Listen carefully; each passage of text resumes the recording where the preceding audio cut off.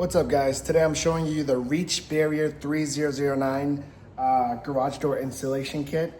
So I got two of these boxes for my garage door, and let me tell you, it was really easy to install. So the reason why I like this one the best out of all the ones that they had, it was just easy to install by itself.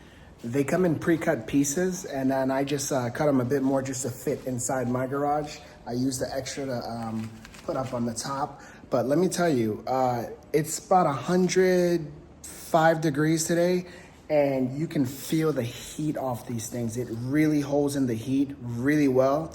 And my garage is keeping a cool of 81 degrees at the moment. So I really like these. It's good to keep the heat out, and also in the winter, it keeps the cold out as well. So it really insulates your garage doors, which is easy to get anything in with that metal. But these are perfect. As you can see, I did my whole garage door in under an hour. So it actually came out really nice.